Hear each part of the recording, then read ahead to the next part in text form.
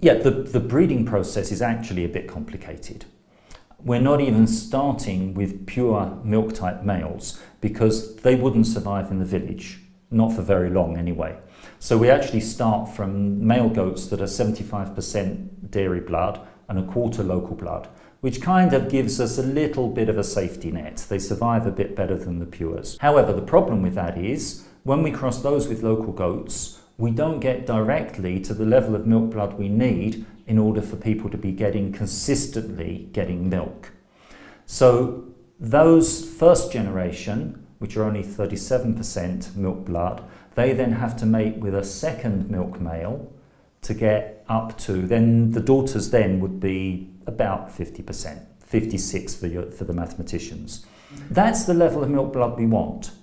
But of course, a lot of villagers have, by that stage, only gone half of the process because many of them will have joined late. They won't have realised the benefits that were possible. They've seen what was done with the first male and now they're joining the process later. So we actually have to bring a third male along, a third one, because we don't want the original males mating with their own daughters, so we have to change them. But that third male will then enable everybody essentially to catch up. So our males will be in the village for nearly 5 years in total in order to create that population of milkable goats. The whole thrust of the program is to set up self-sustaining breeders groups. In principle, then the 50% can cross with the 50% and they stay at that level. The problem is that they're all brothers and sisters, aunties, nephews and so on. So one village on its own is not enough to set up a sustainable breeding program. We need really a minimum of 3 villages.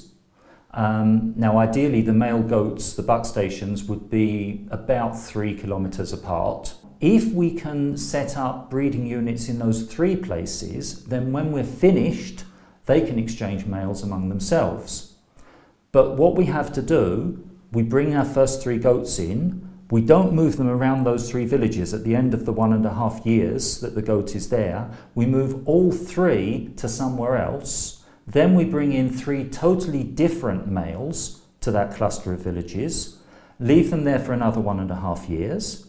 Now at the end of that time, there's going to be daughters of that second group of males that are ready for breeding. We take those 3 away, we bring another 3 in, we leave those there for 1.5 years. When we take those away, there will be a large population of 50% crosses, and the goats in one village will be completely unrelated to the goats in the neighbouring village. So that cluster can then maintain a breeding program for quite a few years, even without us being there at all. The brown kid that we're looking at here, the father is the Toggenburg goat that the Joy program placed at the homestead we visited just recently. The one immediately to its left is its mother. The mother is a typical small East African. The kid is just 3 months old and it's a significant fraction of the size of the mother. He's never actually milked a goat before, but the larger of the brown goats is now pregnant from the male at the neighbouring homestead, and when it gives birth he will be attempting to milk it. This is one of the first goats born from the male that we brought. We brought the male about a year ago, so this goat is just 6 months old. It's grown much faster, it's much bigger than a local goat would be at this age. But the good news with this one is that it's a female kid, so the farmer will soon have some milk. These goats have been in this parish for about one year. By this time we have got now the offsprings. They are happy. They have liked the way they look like. They are more bigger than the local ones. They have not been milking, but then when they got this information, they are expecting to milk the goats. We've very nearly reached the top of Wanale Hill here. We have a male goat just nearby. We've climbed up from the road down there, so not even a motorbike could make it up here.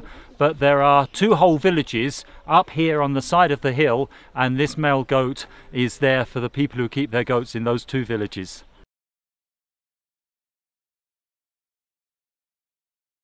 with these hill ones, they do recommend much more shelter for the goats.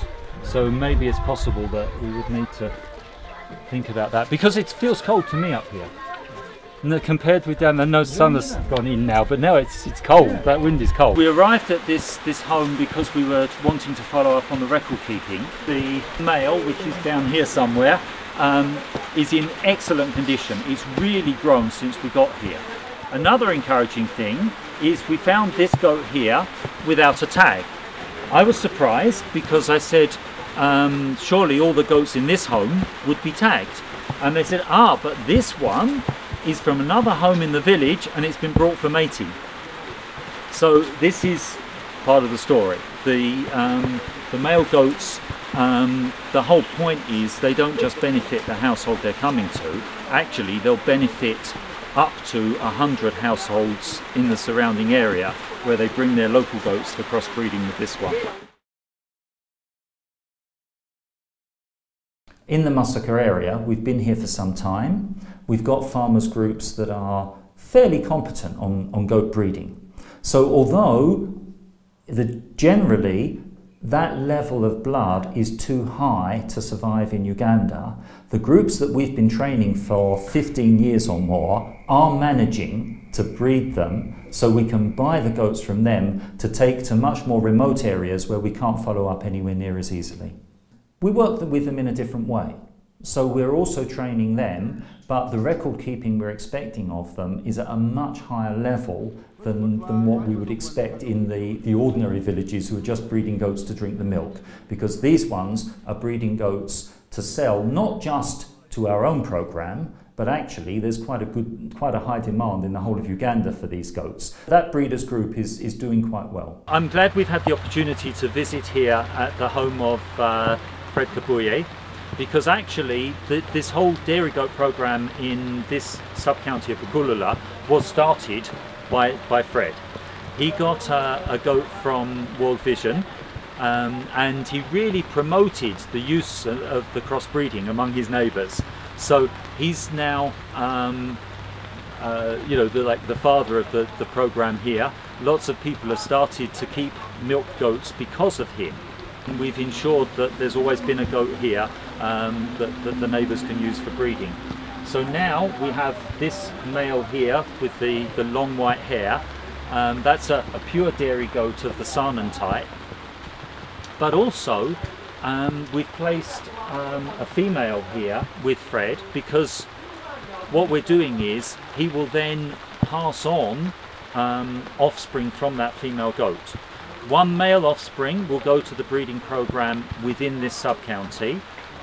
One female offspring will go to a new keeper, and then that new keeper will also have to pass on one male and one female.